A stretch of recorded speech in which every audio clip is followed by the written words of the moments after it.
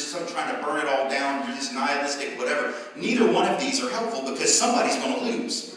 And then at the end of that primary, you got 6 candidates or 37 or whatever we got who didn't win, right? And their people are all going to be bitter toward the one who did because we're sitting here fighting and we're not fighting in a way that's about strategy and like, here's a strategy I think is best, and then you tell me, no, I think this is best. We're fighting over whose intentions are pure.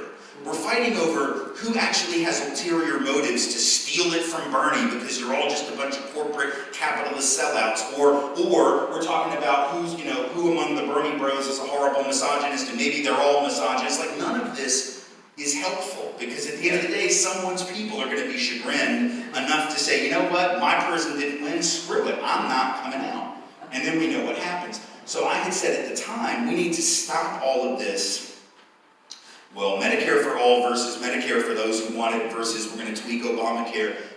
Just stop. This election is about an existential question for this country. It is about the crisis of Trumpism. Not Trump, Trumpism. Because the problem is, I think Sanders can probably beat Trump, can. Not will, but can. I think Warren can. I think Pete can. I think Bloomberg, God forbid, can. I think there are lots of candidates. There are probably 4 or 5 candidates who could beat him. And there are probably 3 or 4 different strategies that could work. But I'm not interested in just beating Donald Trump, because Trumpism is the problem. If all we do is squeak out an electoral college win that's like 5 votes, I mean, I'll take it. But the problem is the next Trump. See, if Trumpism itself is not discredited, and the only way it is if you make that the issue in the campaign. You have to make that the central issue. Unless Trumpism itself is rejected, the next one is coming, and he's not going to be as big an idiot as this one.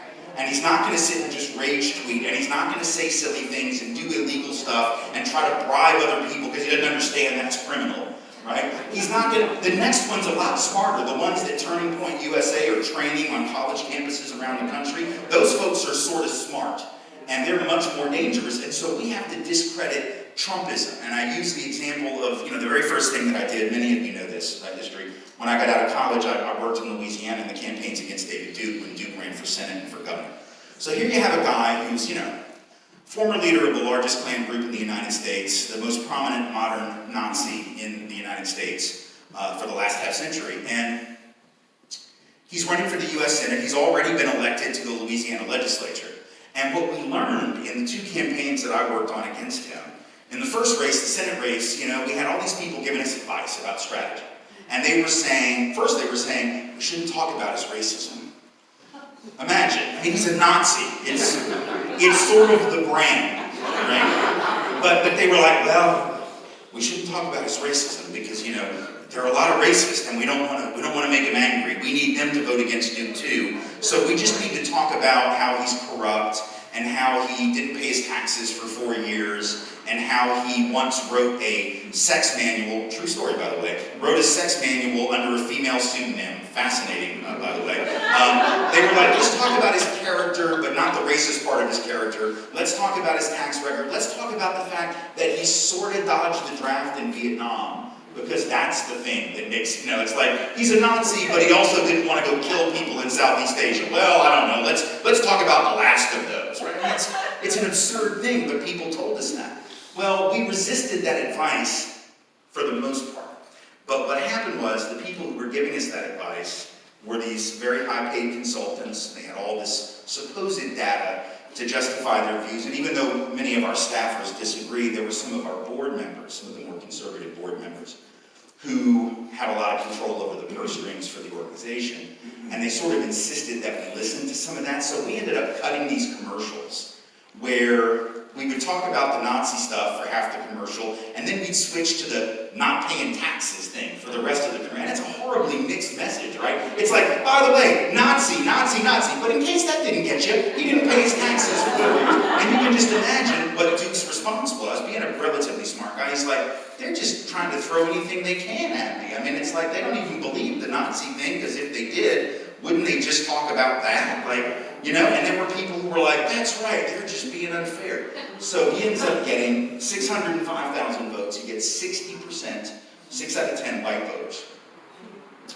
For 91, when he runs for governor, we fired our consultants and we decided that we were going to take a different tactic, and our tactic was talking about the existential threat to the state of Louisiana and the values that we proclaim that we hold dear. In other words, we made his racism and his bigotry, we made Dukeism the problem. Not Duke, but Dukeism. We said this is fundamentally against our values, and that was a message that, in addition to some of the, like the Democratic Party had similar messages, and some of the other candidates used similar messages, by being more focused on the evil of Dukeism itself, a couple things happened.